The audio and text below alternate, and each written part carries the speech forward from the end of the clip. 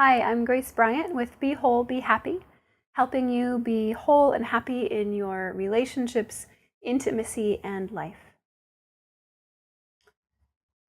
In this teaching, I'll offer an introduction to the practice of Tonglen, which is the Tibetan Buddhist practice of giving and receiving, and an incredibly powerful compassion meditation. So I'll give the introduction in this teaching, and then you can also find the audio recordings of the practice of self-Tonglen and the practice of Tonglen for others. Tonglen is an incredibly powerful, potent practice. Tonglen was publicized in the book, the Tibetan Book of Living and Dying by Sogyal Rinpoche. And if you'd like to know more about the history of Tonglen, I highly recommend reading that book. He goes through where the practice came from, how it became a public practice, and now it's a well-known practice throughout the world. Compassion meditation, and specifically Tonglen, can be a whole path unto itself. It can also work with other practices of cultivating compassion and cultivating awareness in our lives. What is compassion? Compassion is the active power of love. Love being the baseline of our being, love being who we actually are. And when that baseline of our being recognizes ourselves in another, recognizes that connection, it becomes the power, the action of compassion. Compassion literally means to suffer with. So to be with the suffering of another person, of a group of people, of the whole human race, of this universe. When we cultivate compassion in our lives, this can start to bring up more intense emotions or sensations than we may be used to. An acuteness of pain. When we start to see the homeless person, I live in Seattle, we have a large homeless population, and you start to see people who are begging for money, who are living in tents. And instead of just walking away and keeping the blinders on, when we start to open up to connecting to the pain of other people, this can start to bring up pain within ourselves. And we can trace that very deeply into the original pain of separation. That we are all connected in this sphere of life. We are all connected in this consciousness of oneness. And when we see the pain in another, instead of reacting with fear, we can react with love. Instead of reacting with contraction, we can react and respond with openness. This is a choice. But up until this point in your life, it may not have been a choice. It may have been how we were conditioned to respond, and not open to the pain or the fear of other people.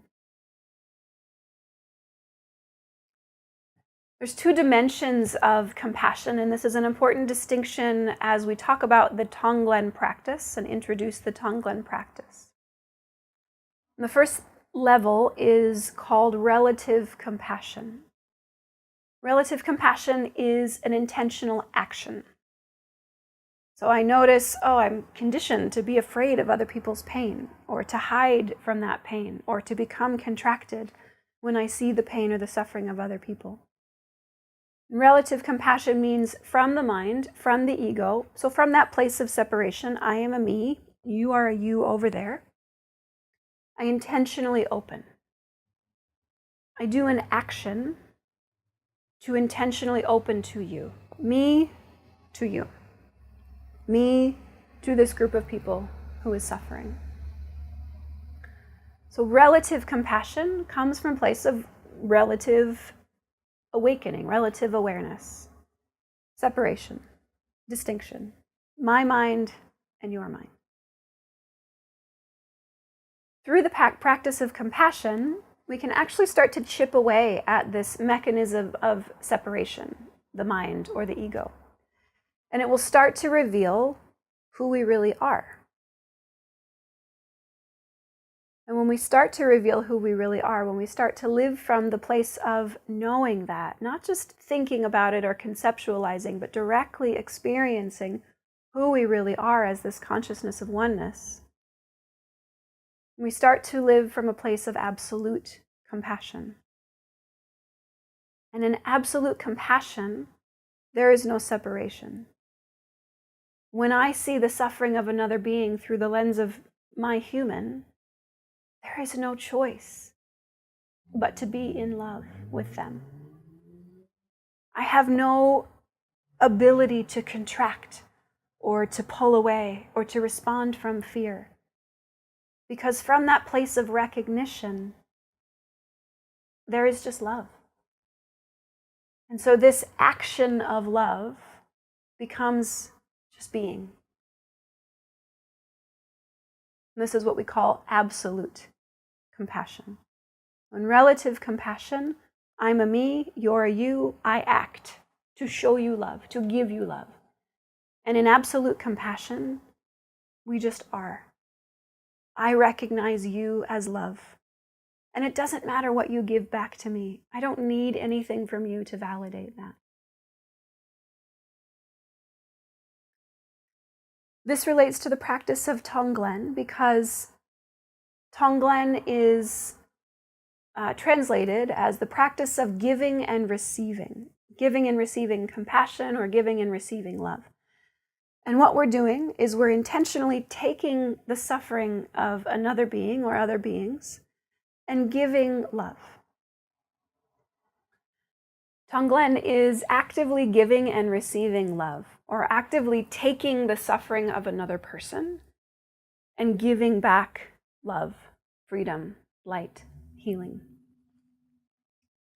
If we do this from the place of the ego, the place of separation, where I am a me and you are a you, then this can become an egotistical act. I'm so great, I'm so spiritual that I'm going to take away your suffering and take away your pain.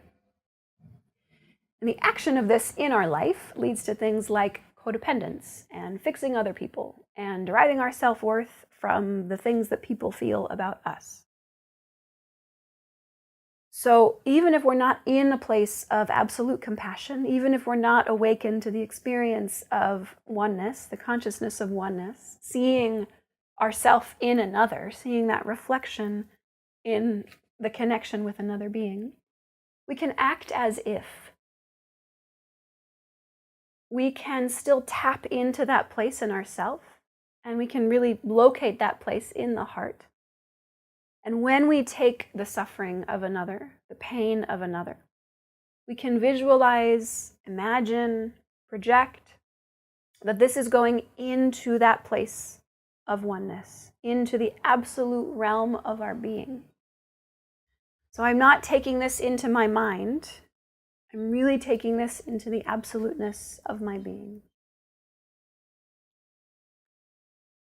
If we do the practice of Tonglen from the mind, from the ego, not only can we possibly become attached to what it says about us, it can create a bit of a spiritual ego, but it just won't be successful because we'll be playing in a limited realm, in a conditioned realm, in a realm where we have an attachment to the outcome.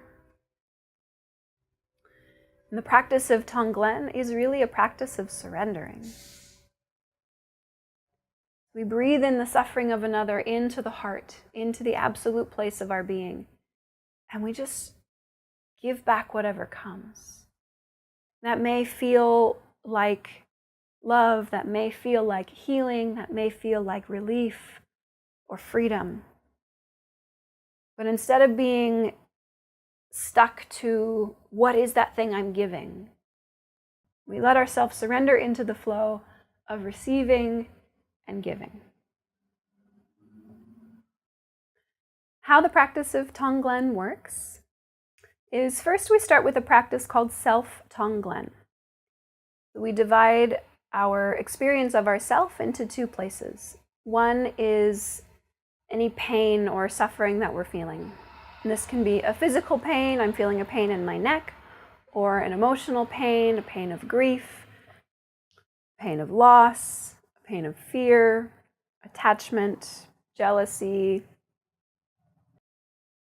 And then we tap into the place in ourself that is always whole, this place of absolute compassion, this place of the truth of our being, the essence of our being. And you can feel that in the heart, through the heart. And we connect with the breath. So as we do the practice, we'll take a few moments to settle into the breath, to connect to the heart, to ask who I am, to step back from this relative conditioned place of duality, and to tap into that deeper sense of who we are. And then we'll breathe in the pain. So on the inhale, we'll take in the pain or the suffering that we are feeling into the heart, into the place of wholeness. And we exhale back wholeness, healing, light, love, compassion. If you're an auditory person, pick a word and, for example, inhale suffering, exhale freedom. Inhale pain, exhale love. The words really aren't particularly important, but staying focused on the meditation is important. So again, if you're an auditory person, you can use those words to keep yourself focused. If you're a visual person, you can imagine this pain, this suffering, as a cloud of smoke, gray or black smoke coming out of myself in the practice of self-Tonglen. You can imagine actually taking this into the heart, and it immediately is purified, and then flowing back out as a ray of golden light or a ray of white light. And if you're a kinesthetic person, you can focus more on the sensation. So the sensation of the pain, inhaling the pain, and exhaling the light or the love. None of these are necessary, but they can be helpful to continue focusing the attention, the mind, during the practice. We do this for a specific period of time, and then as you conclude the practice, we again do just a few minutes of sitting in the stillness, witnessing the echoes, asking who am I, connecting to the heart. Then we'll continue with a practice of Tonglen for others. You don't have to do the self-Tonglen practice, but it is an incredibly beautiful and transformative practice in itself. The practice of Tonglen for others reveals a deeper dimension of practicing compassion, which is the dimension of forgetting ourselves. This is called the holy secret. Sometimes we get so wrapped up in our own stories and they become everything. And then our best friend calls us and said, my dog just died. And we realize that little story that I was in the midst of is pretty small.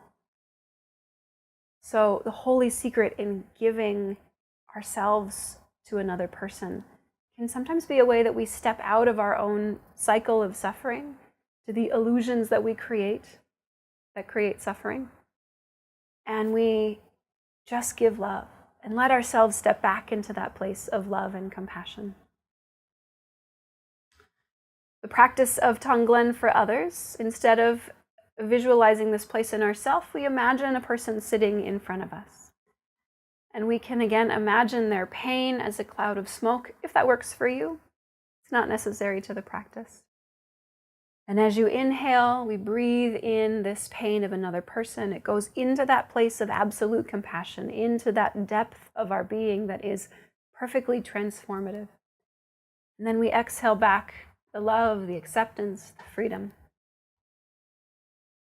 We do this for a period of time, and then again conclude the practice with a short few moments of silence, connecting to the heart, the depth of our being, asking, who am I? And if you'd like, you can also take this further. So doing Tonglen for a group of people.